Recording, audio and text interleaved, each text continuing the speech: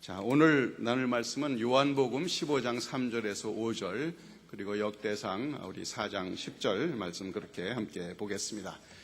스크린에 나오고 길지 않으니까 우리 한 목소리로 쭉 같이 읽겠습니다. 시작. 너희는 내가 일러준 말로 이미 깨끗하여 졌으니 내 안에 거하라. 나도 너희 안에 거하리라. 가지가 포도나무에 붙어있지 아니하면 스스로 열매를 맺을 수 없음 같이 너희도 내 안에 있지 아니하면 그러하리라. 나는 포도나무요 너희는 가지라.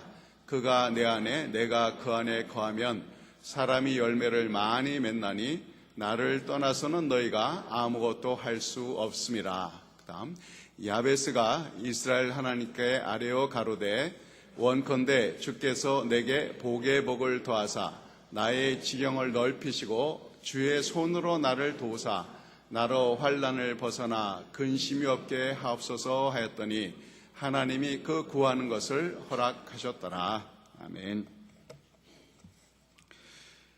사람은 태어날 때부터 남에게 신세를 지고 살아갑니다. 우리가 존재하게 되는데 부모님이 저희를 낳으셨죠. 그래서 우리 옛 시조에 정철이 지은 시조 기억나시나요? 아버님 날 낳으시고 어머님 날 기르시니 두 분 것 아니시면 이 몸이 살았을까? 하늘같이 높은 큰 언덕 무엇에다 값사오리, 무엇으로 값사오리, 아마 그런 걸 겁니다. 네, 이 시조를 보면 결국은 내 존재 자체가 부모님께로 왔다. 그것을 고백하고 있죠. 또 사람이 태어나면 스스로 자랍니까? 돌보는 분이 있지 않습니까? 대부분 부모님이 하지만 어떤 경우에는 사정상 다른 사람이 나를 돌보고 기를 수도 있죠. 다 남의 신세 지고 살아가는 겁니다. 우리 또 자라오면서 선생님들이 죄를 가르쳤고 또 선배를 만나고 친척들 또 친구들 또 일하면서 같이 일하는 동업자나 우리 같은 회사에서 일하는 사람들 다 이렇게 서로 돕고 그 신세를 지으면서 살아가는 겁니다. 그뿐입니까? 우리가 살아가는 사회적 환경, 무슨 길을 누가 닦아놨고요. 또 이 전기도 공급해주는 사람이 있고 등등 다 이렇게 우리가 남의 도움을 받고 살아갑니다. 자, 이렇게 말할 때 내 평생에 있어서 남에게 받은 가장 큰 도움은 무엇인가? 한번 생각해 보시겠어요? 무엇이 가장 큰 도움이었는지.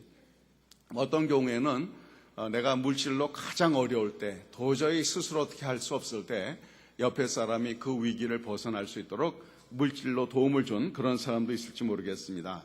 또 엄청난 불행을 당해서 고통 중에 있을 때 옆에 같이 있어주면서 위로하여 주고 격려하여 줘서 다시 일어날 수 있도록 도와준 그런 사람이 있을지도 모르겠습니다. 또 무엇보다도 우리 그 인생의 의미를 깨닫고 내 존재의 귀함을 알게 해준 그런 사람, 아마 가장 큰 도움을 준 사람이라 이렇게 생각할 수 있겠습니다. 자, 가신교환 첫 번째요. 주의 손이 뭐하게 한다? 존귀하게 한다. 우리 역대상 4장 9절에 나오는 내용인데요. 다 같이 말해 보겠습니다. 주의 손이 존귀하게 한다. 그 역대상 4장 9절에 보면 야베스는 그의 형제보다 귀중한 자라. 그의 어머니가 이름하여 이르되 야베스라 하였으니 이는 내가 수고로이 낳았다 함이었더라. 누가 존귀한 사람이냐? 자신의 귀함을 알고 그 존재의 목적을 따라 보람있게 사는 사람입니다. 지난 몇 번에 걸쳐서 말씀드렸지만 야베스는 그 배경이 그렇게 아주 뛰어나지는 못해요. 비록 유다 지파였긴 하지만 그 중에서도 작은 패밀리였고 또 태어날 때 아버지 없이 그리고 날 때 우리 전승에 하면 장애자로 태어난 사람입니다. 보면 여러 가지 불리한 여건이 많은 사람인데 그가 형제들보다 존귀한 사람이 되었어요. 어떻게 그렇게 됐어요? 바로 믿음으로 된 겁니다. 하나님이 나의 구원자이시고 또 나를 귀하게 여기시고 인도한다고 믿고 주님께 맡기고 기도했더니 바로 그가 존귀한 자가 되었습니다. 주의 손이 사람을 존귀하게 만들어줘요. 우리 그 성경에 보면 주의 손이라는 이 표현이 하나님의 구원을 보통 표현하고 있습니다. 어떤 위기 가운데서 건지시고 또 생명을 또 주신 이런 구원을 말하고 있는데요. 예를 들면 시편 89편 21절에 내 손이 그와 함께하여 견고하게 하고 내 팔이 그를 힘이 있게 하리로다. 주님의 마음을 대변하여 하는 말입니다. 주님의 손이 함께한다. 견고하게 하고 힘 있게 한다. 또 사도행전 11장 21절에 보면 주의 손이 그들과 함께 하심에 수많은 사람들이 믿고 주께 돌아오더라.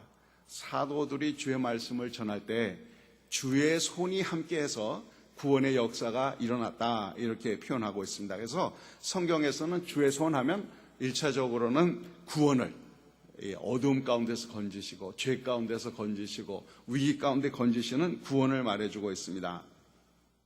자, 오늘 함께 읽었던 본문 말씀은 성경에 나오는 유명한 포도나무의 비유이죠.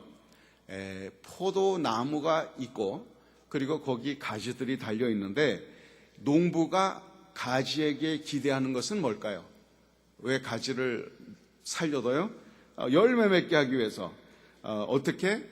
거기 그 2절에 보니까 무릇 내게 붙어 있어 열매를 맺지 아니하는 가지는 아버지께서 그것을 제거해 버리시고 무릇 열매를 맺는 가지는 더 열매를 맺게 하려요 그것을 깨끗하게 하시느니라 하는 말씀이 있어요. 열매를 맺게 하기 위해서, 더 열매를 잘 맺게 하기 위해서 깨끗하게 한다. 여기 깨끗하게 한다는 것은 가지치기를 한다는 겁니다. 여러분들도 혹시 집에서 과일나무 키우시는 분 계신지 모르겠는데요. 과일나무를 자연 그대로 놔두면 열매가 많이 맺히긴 맺혀요. 여기저기 막 맺히는데 그 열매가 먹을 만한 것이 안 됩니다. 그 중에 충실한 가지를 선택을 해서 곁가지들을 잘라내야, 그렇죠, 전지를 해야 이제 양분이 그 가지로 잘 몰려서 아름다운 먹음직한 열매를 맺게 하는 거거든요. 주님의 말씀이 그거예요. 쓸데없는 것들은 다 깨끗게 하고 전지하고 그 다음에 열매 맺는 나무는 더 열매 맺도록 그렇게 기대하신다는 겁니다. 자, 오늘 그 함께 읽었던 3절에 보면 너희는 내가 일로 준 말로 이미 깨끗하여졌으니 하는 말씀이 나와요. 주님께서 일로 주신 말씀, 주님의 말씀으로 우리가 깨끗하여졌다고 말하고 있습니다. 사람이 살아가면서 인생에 복잡한 일들 많이 있죠. 우리를 어렵게 하는 것들, 괴롭게 하는 것들, 정신 쓰게 만드는 것들 많이 있습니다. 그런 것들이 복잡하면요, 열매 못 맺어요. 그래서 예수 믿게 되면 가장 좋은 게 뭐냐? 일단 잡생각이 없어진다는 겁니다. 적어도 크게 은혜 받고 그러면 그래요. 이제 그 후엔 또 잡생각이 들어오긴 합니다만, 어쨌든 주님께서 일러주신 그 말씀, 생명의 말씀이 우리를 사망에서 건지시고 죄의 유혹에서 건지시고 깨끗게 하셔서 새로운 피조물로 살게 해주신 겁니다. 그래서 주님이 하신 말씀이 너희는 내가 일러준 말로 이미 깨끗하게 됐다, 즉 구원을 받았다, 존귀한 자가 되었다, 이제 그런 얘기를 말씀하시는 겁니다. 그 사실을, 내가 이 죄와 사망 가운데서 깨끗함을 입고 이제는 존귀한 자로서 사는 것이다, 이 사실을 분명히 인식한 그 사람, 그리고 그 존재 목적대로 사는 사람은 정말 존귀함을 발휘하면서 살아가게 되는 겁니다. 하나님의 손이 그렇게 해주세요. 그래서 시편 49편 20절에 이런 고백이 있습니다. 존귀하나 깨닫지 못하는 사람은 멸망하는 짐승 같도다. 하나님은 분명히 존귀한 자로 만드셨어요, 모든 사람을. 그런데 자기가 그런 존재인지를 모르고 짐승같이 산다 이 말이에요. 짐승하고 사람하고 다를 거 있잖아요. 그런데 짐승 하는 대로 그저 먹고 마시고 자고 이런 육신적인 일만 하면 만족한다면 그것은 짐승 같다는 거예요. 자기가 존귀하다는 것을 깨닫고 존귀한 존재로서의 합당한 그런 모습으로 살아야 한다는 것이죠. 자, 그 사실을 모르면 아무리 소유가 많아도, 아무리 성취를 많이 이루어도, 또 사회적인 지위가 높다고 할지라도 허망할 수밖에 없다는 겁니다. 결코 존귀한 존재가 될 수 없어요. 예수 믿고 죄의 모든 욕심과 이런 데서 건짐을 받고 하나님의 자녀로 살아가는 사람만이 진정 존귀한 자들이고, 이 존귀하게 된 사람들은 그 다음에 이 자기의 인생의 목적대로 존귀한 존재답게 살아야 한다는 겁니다. 그럼 우리 인생의 목적이 뭡니까? 제가 아마 지난 한 15년 동안 수십 차례는 얘기했던 것 같아요. 우리 그 장로교에서 하는 웨스트민스터 소요리 문답 있죠. 소요리 문답은 뭔가 하면 우리 기독교 신앙, 특히 장로교 신앙의 핵심을 문답 형식으로 엮은 겁니다. 웨스트민스터에서 모여서 신학자들이 모여서 정리한 건데 그 소요리 문답의 제일 처음이 뭐예요? 사람의 제일 된 목적이 무엇이냐 물어요. 답은 뭡니까? 사람의 제일 된 목적은 하나님을 영화롭게 하고 그를 영원토록 즐거워하는 것입니다. 이렇게 답의 정답이거든요. 그리고 그게 사실이에요. 인간이 왜 존재하냐? 하나님을 영화롭게 하고, 즉 모든 것이 하나님의 덕이다 인정하고 범사의 그를 인정하고 감사하고 그런 마음으로 살아가야 하고 그것이야말로 우리의 가장 큰 즐거움이라는 겁니다. 그래서 저와 여러분이 정말 존재의 아름답게, 존귀한 자답게 사는 것은 바로 하나님을 영화롭게 하고 그를 영원토록 즐거워하는 것인데요. 이게 어떻게 가능하죠? 자, 가신교한 두 번째입니다. 주의 손이 뭘 맺게 한다? 열매 맺게 한다. 주의 손이 열매 맺게 한다. 자, 우리 사람이 열매를 맺는다. 무슨 뜻 같아요? 무엇이 인생의 열매입니까? 어떤 사람들은 열심히 노력해서 돈 벌고 뭔가 자기가 목적하는 것을 이루고 물론 다 좋습니다. 그러나 정말 내가 존재하는 목적이 무엇인 줄을 깨닫고 그대로 살 뿐만 아니라 다른 사람도 그 인간의 제일 된 목적을 이뤄갈 수 있도록 도와주는 것, 그게 우리가 열매 맺는 삶입니다. 즉 내 삶 가운데서 하나님을 늘 영화롭게 하고 그를 즐거워할 뿐만 아니라 이웃에 알지 못하는 사람들에게 자기 존재의 귀함을 일깨워주고 구원에 동참하게 해서 그리고 그도 하나님을 영화롭게 하고 그 하나님을 영원토록 즐거워하게 할 수 있으면 그것이 인간의 목적이고 열매 맺는 삶이라는 거예요. 그래서 우리 예수님이 새 계명을 주신다고 이렇게 말씀하죠. 요한복음 13장 34절 35절을 보면 새 계명을 너에게 주느니 뭐예요? 서로 사랑하라. 내가 너희를 사랑하지 너희도 서로 사랑하라. 너희가 서로 사랑하면 이로써 모든 사람이 너희가 내 제자인 줄 알리라. 하나님은 사랑이시죠. 그렇기 때문에 하나님을 영화롭게 하는 것은 믿는 자들이 서로 사랑하게 될 때, 서로 용서하고 용납하고 받아주고 다름을 인정해주고 이런 사랑할 때, 그럴 때 우리가 이제 하나님께서 우리를 만들어주신 목적을 이뤄가는 거죠. 하나님을 영화롭게 하는 겁니다. 또 내 이웃을 내 몸과 같이 사랑하라. 우리 주님 성경을 요약해 주셨어요. 그러니까 그 이웃이 정말 인간답게 살 수 있도록 존귀한 존재가 될 수 있도록 사랑으로 돌봐주고 복음 전하고 하는 이 모든 것, 이게 바로 열매 맺는 삶이라는 겁니다. 그래서 구원받은 자로서 구원받은 자는 하나님의 성품이 내 삶을 통해서 발휘될 수 있도록 피차 서로 사랑하고 하나님 사랑을 전하는 것, 이것이야말로 열매 맺는 삶이라는 거예요. 여러분 혹시 집에 과일나무 키우시는 분들 계시면 간혹 가다가 혹시 과일나무 가까이 가서 한번 귀를 기울여 보세요. 무슨 소리가 나나? 낑낑 되는 소리 안 들려요? 열매 맺으려고? 그런 법 없죠. 그 가지가 자기 힘으로 열매 맺는 게 아닙니다. 가지는 나무에 붙어 있기만 하면 그 나무가 수액과 양분을 빨아들여서 가지에 공급해주면 그 가지는 그 액기스로, 그 진액으로 열매를 맺게 돼 있어요. 그러니까 가지가 하는 일은 자기가 뭔가를 열심히 이루는 것이 아니라 바로 나무 대신 예수님께 붙어만 있으면, 그분과 긴밀한 교제만 갖고 있으면 존귀한 자로서 하나님을 영화롭게 하고 그를 즐거워함이 내 마음속에 차고 넘치게 되고요. 그런 마음이 생기는 사람, 그런 존재가 되는 사람은 또 다른 사람에게 이 복음을 전해서 함께 하나님을 영화롭게 할 수가 있게 되는 겁니다. 그래서 아까 읽었던 복음 말씀 4절에도 보면 내 안에 거하라 나도 너의 안에 거하리라. 가지가 포도나무에 붙어있지 아니하면 스스로 열매를 맺을 수 없음 같이 너희도 내 안에 있지 아니하면 그러하리라. 열매 맺어야 하는데 열매 맺는 비결은 바로 주님께 붙어있는 것이다. 주님과 긴밀한 교제를 하고 그분 바라보고 그분께 의뢰하면 우리 주님이 주의 손이 나를 열매 맺게 하는 거예요. 주의 손이 하는 거지 내 스스로 하는 게 아니다라는 겁니다. 이것을 명심할 필요가 있어요. 자, 가신교환 세 번째입니다. 주를 떠나면 뭐도 할 수 없다. 아무것도 할 수 없다. 그 5절에 나오는 말씀이죠. 한번 또 다 같이 읽어볼까요? 나는 포도나무요 너희는 가지라. 그가 내 안에 내가 그 안에 거하면 사람이 열매를 많이 맺으나니 나를 떠나서는 너희가 아무것도 할 수 없습니다. 하나님만이 내 삶의 도움이십니다. 주를 떠나서는 아무것도 할 수가 없어요.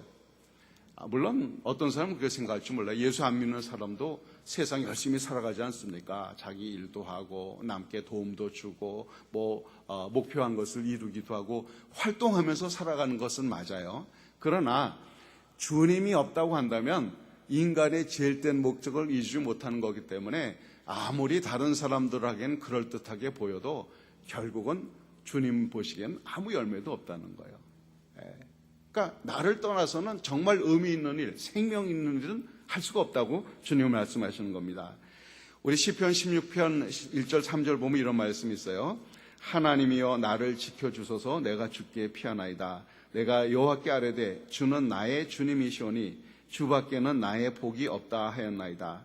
땅에 있는 성도들은 존귀한 자들이니 나의 모든 즐거움이 그들에게 있도다. 이걸 보면 주님만이 나의 도움이시다. 주님만이 나를 지켜주시는 분이다. 그분이 나를 돌보시고 그분이 모든 성도들을 존귀하게 하고 성도 가운데 우리가 은혜를 입고 함께 믿음 생활을 할 수 있도록 해주신다. 야베스가 이 성경에 있는 대로 존귀하게 된 이유가 뭘까요? 물론 거기 보면 하나님께 기도를 했고 응답을 받아서 그가 존귀한 자가 되었다. 이렇게 막 되어 있죠. 그러면 야베스가 하나님께 기도했는데 어디 그 기도의 내용이 특별하던가요? 어떻게 생각하세요? 우리 다시 그 역대상 4장 10절 한번 붙여주세요. 보면 기도의 내용이 나옵니다. 주께서 내게 복의 복을 더하시고 나의 지경을 넓히시고 또 주에서는 나를 도우시고 나로 환난을 벗어나 근심이 없게 하옵소서. 자, 이 기도 내용에 특별한 거 있나요? 어떻게 생각하세요? 그리고 우리 보통 다 하는 기도 아닙니까? 하나님께서 나에게 복의 복을 더해 주시옵시고 또 내 삶의 지경을 넓혀 주시고 도와주시고 환난 고통에서 나를 지켜달라고. 이건 뭐 우리 보통 할 수 있는 기도예요. 그런데 왜 야베스의 이런 평범하기 짝이 없는 기도가 응답이 되었다고 여러분 생각을 하세요? 그것은 야베스의 기도의 내용이 특별해서가 아니라 그의 하나님을 향한 마음이 각별했기 때문입니다. 야베스의 됨됨이가 남달랐다는 이야기예요. 이 야베스는 어떤 사람이었느냐? 철저하게 하나님을 의지했던 사람입니다. 지난번에 말씀드렸지만 야베스의 인간적인 배경을 보면 좀 불리해요. 태어날 때부터 아버지는 없고 어머니가 그 이름을 붙여줬고 태어날 때 장애인으로 태어났고 참 살아갈 일이 빡빡하고 보통으로 얘기하면 가능성이 별로 없지 않습니까? 그러나 그렇기 때문에 그는 더욱더 하나님께 매달렸던 거예요. 주님만이 나를 도우시는 분, 하나님만이 나의 생명이 되시는 분, 그분만이 나를 이 모든 것 가운데 지키신다 믿고 거듭 하나님께 기도한 겁니다. 주님만이 나의 복이십니다. 주님이 내 삶을 주관하시고 영역을 넓혀주시는 분입니다. 주님만이 나를 도우시고 또 주님께서 모든 환난과 고통 가운데 나를 지키신 분입니다. 그것을 철저히 믿고 하나님과의 든든한 관계에 들어갔기 때문에 그가 불리한 여건들을 딛고 여러 형제들 가운데서도 존귀한 자가 되었다는 겁니다. 자, 주를 떠나면 아무것도 할 수 없다. 이 사실을 절감하고 철저히 하나님을 의지하면 그 사람이 존귀한 사람이 되는 겁니다. 자, 이렇게 주님과의 관계가 긴밀하면 그러면 복이 있어요. 우리 그 15장 7절에 보면 그런 말씀입니다. 너희가 내 안에고 내 말이 너희 안에 거면 무엇인지 원하는 데 구하라. 그러면 이루리라. 기도 응답의 약속이 있어집니다. 또 16절에 넘어가 보면 너희가 나를 택한 것이 아니요 내가 너희를 택하여 세웠나니 이는 너희로 가서 열매를 맺게 하고 또 너희 열매가 항상 있게 하여 내 이름으로 아버지께 무엇을 구하든지 다 받게 하려 함이니라. 주를 떠나서는 아무것도 할 수 없다는 것을 철저히 믿고 의뢰해서 야베스가 기도 응답을 받은 거예요. 그래서 열매 맺는 삶을 살게 된 겁니다. 며칠 전 신문에 어떤 독자가 자기의 친구의 이야기를, 직장 동료의 이야기를 이제 써서 보낸 그 내용이 실렸던데요. 그 내용은 이렇습니다. 직장 동료가 흑인인데 나이제리아 출신이래요. 나이제리아에서 가난한 집안 9남매의 막내로 태어났답니다. 이거 가난한 집에 9째면 참 정말 별 볼 일 없죠. 게다가 이 아이는 선천성 소아마비 장애인으로 태어났어요. 그래서 오른다리는 그냥 붙어 있어서 질질 끌고 다니는 그런 장애인입니다. 가난한 그곳에서 그 장애인으로 살아가면서 얼마나 냉대와 멸시를 받으며 살았겠어요. 그런데요, 이 아이가 다행히도 교회에 나기 시작하면서 교회에서 목사님을 통해서 말씀도 배우고 기도하기도 배우고 무엇보다도 영어를 또한 배웠답니다. 이래서 아주 신앙이 좋은 청년으로 성장을 했는데요. 그런데 그 나이제리아는 항상 이슬람과 기독교의 이런 다툼이 있지 않습니까? 마음껏 신앙생활하기 어려운 그런 환경, 전쟁의 위험이 있습니다. 그래서 이 지옥과 같은 나이제리아를 떠나서 마음껏 믿음 생활을 할 수 있는 미국을 동경했대요. 그런데 미국에 올 수 있는 길이 전혀 없습니다. 그러니까 이 사람이 어떻게 했느냐? 그 아픈 다리를 질질 끌고 매일 미국 대사관 앞에 가 있었대요. 그 일 시작할 때부터 끝날 때까지 하루 종일 서 있는 거예요. 그러다가 보니까 그 대사관에서 일하는 미국 영사가 한 번은 왜 저 장애를 가진 저 청년이 맨날 저기 서 있나 궁금해서 물어봤다는 겁니다. 그랬더니 나는 꼭 미국을 가고 싶다고 그랬는데 얼마 있다가 한번 인터뷰를 하러 오라는 거예요. 그래서 그 영사한테 갔답니다. 갔더니 왜 미국을 가기 원하는지 가족 상황 물어보고 그 다음에 영어가 얼마나 되는지 확인해보고 그러더니 알았다고. 그러더니 2년 뒤에 결국은 미국에 왔다는 겁니다. 그러니까 이 여러 가지 배경을 보면 전혀 줄도 없고 할 만한 아무런 근거도 없는데 단순히 믿음으로 그렇게 했을 때 하나님께서 길을 여셨어요. 그리고 이제 이 독자가 표현하기를 나는 그가 한 번도 화내는 얼굴을 본 적이 없다. 이렇게 글을 맺었어요. 그러면서 꿈은 이루어진다고. 여러분, 이 불리한 여건에 태어난 청년이 이 놀라운 일을 하게 된 건 뭘까요? 바로 주를 떠나서는 나는 아무것도 아니다. 주님만이 나의 힘이요 능력이다. 그분이 나를 존귀하게 한다는 사실을 분명히 믿고 주님을 의뢰했을 때 이 놀라운 역사가 일어난 거죠. 사랑하는 여러분, 저와 여러분은 정말 존귀한 자 아닙니까? 죄와 사망 가운데서 깨끗함을 입은 하나님의 자녀들입니다. 그러면 그 자녀답게 열매 맺는 삶을 살아야 하는데 우리만 구원받는 것이 아니라 우리만 하나님을 영화롭게 할 것이 아니라 인간의 본분된 도리를 할 수 있도록 다른 사람을 이끌어줘야 하는데 그 힘이 어디서 나와요? 주의 손으로부터. 오로지 주님 안에 있을 때 주님과 더불어 살아가고 그분께 맡겨드릴 때 우리는 이런 열매 맺는 삶을 살아갈 수가 있는 것이죠. 우리 순간순간마다 야베스가 기도했듯이 주의 손으로 도우소서. 내가 그냥 내 힘으로 할 수 있다고 그냥 알아서 척척척척 하는 것이 아니라 순간순간마다 주를 떠나서 나는 아무것도 아닙니다. 인정하고 주님 나를 도와주세요. 주님 나를 도와주세요. 그런 간절한 마음으로 주님 앞에 나가 기도한다면 하나님께서는 반드시 우리 기도에 응답하여 주시고 우리가 생각하고 우리가 행할 수 있는 그 이상의 놀라운 역사를 이루어 주실 것입니다. 이렇게 주님의 도우심으로 사는 1년 내내 주의 도우심을 구하는 저와 여러분이 될 수 있기를 바랍니다. 기도하겠습니다. 자, 우리 이 시간 주님 앞에 한번 결단하며 기도하길 바랍니다. 정말 열매 맺는 삶을 살기를 원하세요? 정말 생명을 전하여주고 더불어 하나님을 영원롭게 하는 그 일을 하기 원한다면 저와 여러분이 주님께 온전히 붙어 있어야 됩니다. 나무 대신 그분께 붙어 있어야 열매를 맺으니까 우리 주의 손으로 하나님의 구원의 능력으로 주의 손으로 나를 도와주세요. 우리 이 시간 간절한 마음으로 주님 앞에 그렇게 각각 결단하며 기도하겠습니다. 기도합시다.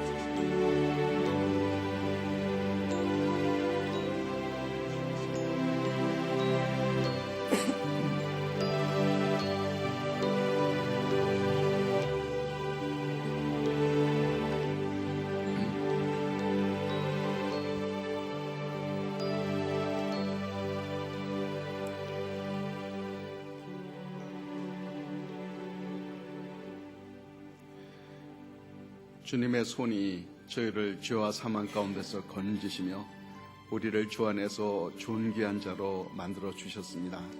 아버지, 저희가 하나님 앞에 자녀로 존귀한 자로 마땅히 열매를 맺으며 살기를 원합니다. 우리가 그리스도를 떠나서는 아무것도 할 수 없다는 사실을 기억하여 늘 주의 손에 그 도움을 구하며 주님께 의뢰함으로 인하여서 우리 주님이 열매 맺게 하시는 놀라운 은혜를 날마다 힘입으며 감사하며 사는 저들 되게 하여 주시옵기 원합니다. 이 땅이 점점 어지러워지고 복잡해질수록 저들의 삶이 아무리 불리하고 어렵다고 할지라도 끝까지 우리 하나님만을 의뢰함으로 인하여서 주의 손이 도우시는 그 세밀한 보살피심을 제가 늘 경험하며 그 은혜 가운데, 그 능력 가운데 살게 하여 주시옵소서. 2013년은 그렇게 순간순간마다 주의 손으로 도우소서 기도하며 주님을 의뢰하여 열매 맺는 귀한 한 해가 될 수 있도록 저들의 결단을 주님께서 받으시며 인도하여 주시옵소서. 감사하며 예수님 이름으로 기도합니다. 아멘.